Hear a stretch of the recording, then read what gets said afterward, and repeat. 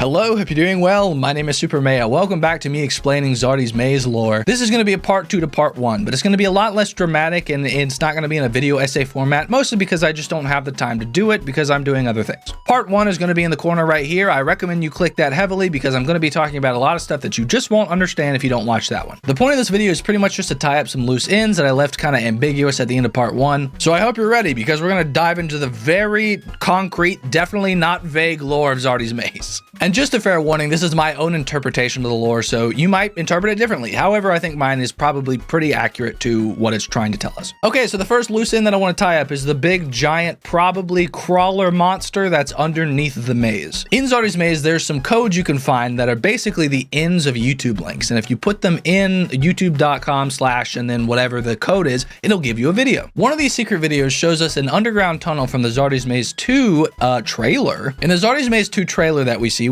a bunch of weird earthy tunnels that go underneath that are zigzagging around, and that's probably where the main game takes place in ZardysMaze 2. In the secret video I mentioned before, we find ourselves in that same tunnel, or at least one of those same tunnels, but there's some weird crawly vine things that come out from the darkness, and there's big blue glowy eyes. This is almost assuredly what Zardy is talking about when he says that his future is growing underneath the maze, and they're going to try to break the wall with it, essentially. The wall being the wall of the city, who he is actively fighting throughout ZardysMaze 1, and probably prior, and probably after in ZardysMaze 2 as well. What does that mean for us? Well, probably in ZardysMaze 2, as we make our way down into those tunnels, we're gonna come across that thing. I personally think it's probably a giant crawler. There's a couple reasons for that, mostly because the weird vine things that it has, nothing else really has that. In ZardysMaze 1, crawlers are things that hide inside the corn, they grab you, and they have little vine tendril things. They won't let go until you smash them with your axe. And nothing else in the game has those tendrils except for pumpkin jacks, but I'm still kind of convinced that pumpkin jacks are like weird combinations of humans and the pumpkin crawlers, because the heads of the pumpkin jacks are almost exactly just a pumpkin crawler, and they're very related, and they're related in their game mechanics too. Anyway, that's a side tangent. Another thing that tells me this is that the eyes are too big for the tunnel. The eyes aren't like small, so it's something that could be like standing up. They are very large, and it's a circular tunnel. So the thing, whatever it is probably very large in diameter, which the only thing in this game that has that is a crawler. So what I think is in ZardysMaze 2, there's probably going to be a boss fight where we fight a giant crawler. And by the way, another little piece of evidence to back it up is in the second Friday Night Funkin' mod called Bushwhacked, when Cable Crow shows up, GF actually gets grabbed by like a giant tendril thing, and then it starts like swinging around, but all you see is a tendril and you don't know what's grabbing her.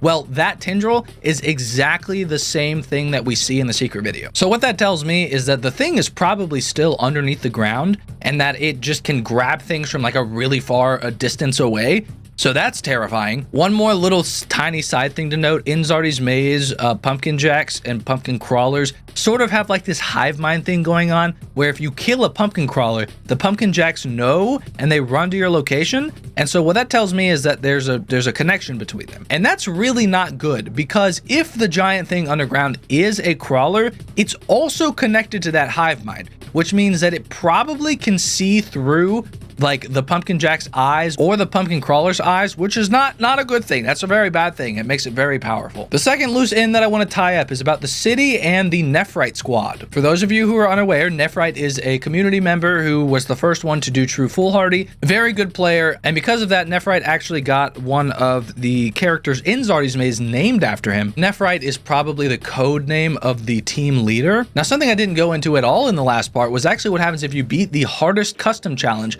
which is named True Foolhardy by the community. If you beat this, you get another code. Put that code in, you unlock a YouTube video. And that video is of a note of a team leader leading some sort of like, they're not super soldiers, but my best guess, pretty much just like imagine, not Navy SEALs, but just like a team of Marines. They are a military unit that was sent from what Zardy refers to as the city to the maze that Zardy is taking control of, and it's pretty much just there to do reconnaissance. Now, this might just be my interpretation, but there's something super interesting in this that I think is really important to note. The team leader, when they're writing up the report, they actually say that Zardy wasn't hostile at first. Not only was Zardy not hostile, everything else also wasn't hostile at first. In the first part, you may remember that I said it wasn't clear whether Zardy was the bad guy or not, and this is where this kind of comes in. We know for a fact that the city took something from Zardy, and Zardy is attacking the city to try to get it back, whatever it is. But what this report tells us is that Zardy was not hostile at first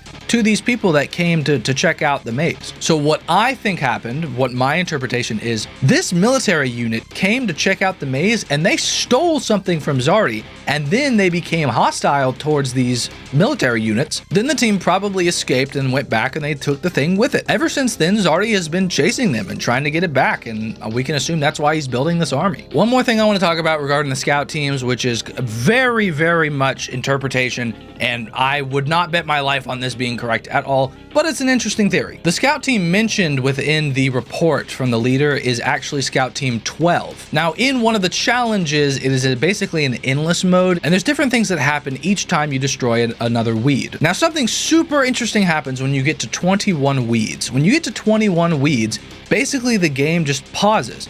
Everything despawns, nothing else is going on, but there is one more weed that you can go destroy. However, if you go back to the entrance and look up at the tree, you see a new character that we have never seen before except in the ZardysMaze 2 trailer. They're the same character, but it's being teased and it's really interesting. Now, what does this have to do with the scout teams? This character appears at 21 weeds. Now, hold on to your pants because this is going to get into real conspiracy theory territory here. Since he appears at 21 weeds, and he's this weird character that looks like nothing we've seen before, this character is one of the most human things we have seen in this entire game so far. And what I think this might be trying to say is that a member from Scout Team 12 or one of the other scout teams didn't make it out with the other scout members, and this character is a like zombified, pumpkinified version of that scout member. What does this have to do with 21 weeds? Well, the scout team was Scout Team 12, and what happens? You switch those numbers, it's 21, indicating that maybe it's a corruption of one of the members in the scout team. Listen, I don't know, but there's really not much to work with here. When a character is mentioned or some group of characters is mentioned, I have to look for any connections between the two. The final thing of note to mention, which is pretty much the last loose end that I wanted to talk about, is this theory regarding that maybe the motivation behind the farmer, us, the third party that is really not connected to this war between Zardy and the city, is that it's very probable that somebody who matters to the farmer, whether it's a child, whether it's a partner, whatever it may be, Zardy or one of the Pumpkin Jacks killed that person, and then we're mad and we're trying to either kill Zardy or get them back or something regarding that. There's really only two pieces of evidence that lead us to think about this. The first is that one of the secret videos shows somebody entering the cornfield and then getting basically jumped by a pumpkin jack, and then they're becoming another pumpkin jack. And we're pretty sure this isn't us because the person isn't holding an axe, and also it hasn't happened yet, and also it looks like ZardysMaze 2 takes place directly after ZardysMaze 1 from what we've seen from the trailer. So that means that the canonical ending to ZardysMaze 1 is we make it into the hole in the center of the maze, which means that that can't be us that dies. The other piece of evidence is that there's 2 beds inside the house, and yet we only see one of us, so who's the other bed for? Very interesting to think about. So yeah, that's about it. Honestly, a lot of other channels have already talked about a lot of the secrets. I didn't talk exactly about how to get the key in this game, which unlocks the house. I believe it's in challenge 6. It's basically you just have to find it on the ground, and then as long as you don't exit the game, you can always go into and out of the house, and there's not really much in there. The crossword's in there, but we've already solved the crossword. Speaking about the crossword, that thing was really difficult to solve, and well, I can't wait to solve the one in ZardysMaze 2. That's going to be a doozy. And if you're wondering what solving the crossword did, it actually gave us that secret video I mentioned before about the big crawler weird thing underneath the maze. So yeah, that's about it. That's pretty much all the loose ends tied up. There's not really much more to talk about. As I said before, ZardysMaze is a bit of a vague game when it comes to the lore. But here's to hoping that ZardysMaze 2 is going to really expand on that, or maybe it'll just make more questions and answers.